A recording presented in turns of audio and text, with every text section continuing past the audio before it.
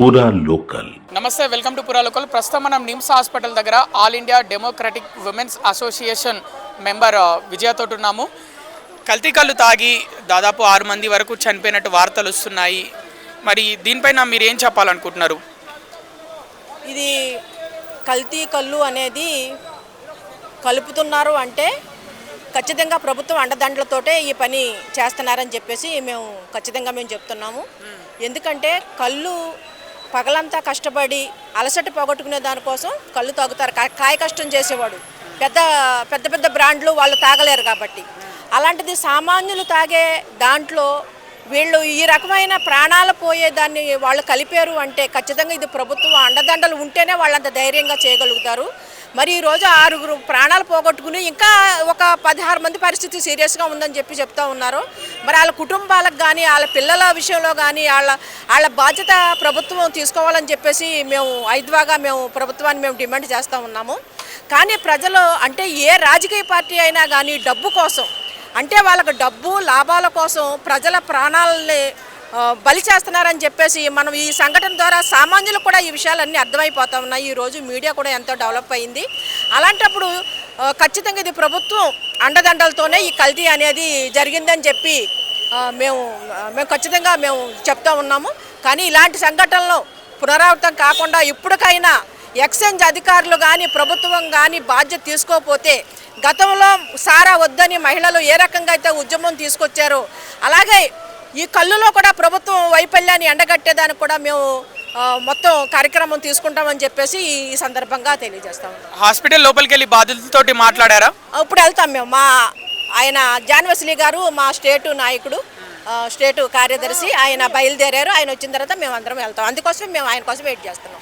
అంటే ఇప్పుడు హైదరాబాద్లో కళ్ళు మాత్రమే కల్తీ అవ్వట్లేదు, ఫుడ్ కూడా కల్తీ అవుతుంది, మద్యం కూడా కల్తీ అవుతుంది. ఆ విషయం మీద ఏం చెప్పాలనుకుంటున్నారు? ఇప్పుడు హాస్టల్లో కూడా మన చైతన్య కాలేజీలో కూడా మేము చూసాము. అంతా కలితే అసలు జనాల ప్రాణాలకు విలువిచ్చేవాడు లేడు. వాళ్ళకు ఓట్లు వేసేదానికి బతుకుంటే చాలు, ఓటేసేసిన తర్వాత వాళ్ళ పనాలు చేసుకుంటారు. ప్రజల పట్ల బాధ్యత తీసుకునే నాయకులు లేరని చెప్పేసి అంత అసహ్యం పడుతుంది. రాజకీయ నాయకులు ఓట్లు అప్పుడు చెప్పే వాళ్ళ వాగ్దానాలు కానీ ఆ తర్వాత ప్రజల్ని ఒక బలి పశువులుగా చేసి మీరు ఉంటే ఏంటి పోతే ఏంటి అనే బాధ్యత రాహిత్యంగా వ్యవహరిస్తూ ఉన్నారు. రాజకీయాలు అసహించుకునే రోజులు కూడా వస్తాయి ప్రజలకి. కానీ ఇంత కళ్ళు కల్తీ వల్ల ఇంత దుర్మార్గంగా సరిపోవటం అనేది చాలా బాధాకరమైన విషయం. ఆ కుటుంబాల వాళ్ళ పిల్లలు వాళ్ళ భవిష్యత్తు ఇదంతా ఎవరు తీరుస్తారు? ఆ బాధ ఎవరు తీరుస్తారు? మనమైనా కాసేపు మాట్లాడతాం, బాధపడతాం. కానీ ప్రభుత్వం ఖచ్చితంగా బాధ్యత తీసుకోకపోతే మాత్రం మేము ఐద్వాగా దీన్ని సీరియస్గా తీసుకుని ప్రభుత్వాన్ని ఎండగట్టే పని మాత్రం మేము చేస్తామని చెప్పి సందర్భంగా మేము తెలియజేస్తున్నాం. కల్తీ కళ్ళు తాగి హాస్పిటల్ పాలైన వాళ్ళలో మహిళలు కూడా ఉన్నట్లు తెలుస్తుంది. ఆ విషయం మీద ఏం చెప్పాలనుకుంటున్నారు?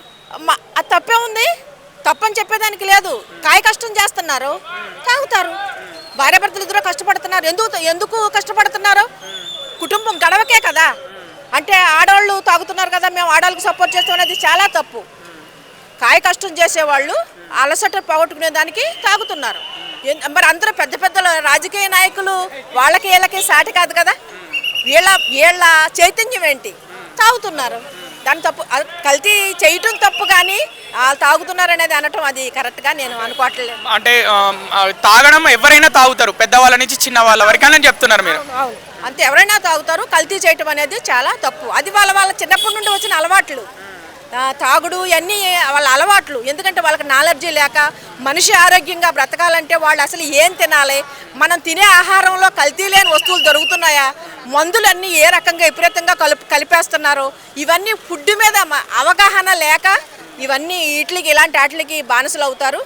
ఇవన్నీ ప్రజల్ని చైతన్యం చేసి నాలెడ్జీ ఇచ్చే పని చేసే ప్రభుత్వాలు లేవు కాబట్టి ఈ రకంగా నా జీవితాలు నాశనం అయిపోతున్నాయని చెప్పేసి నేను చెప్పదలుచుకున్నాను.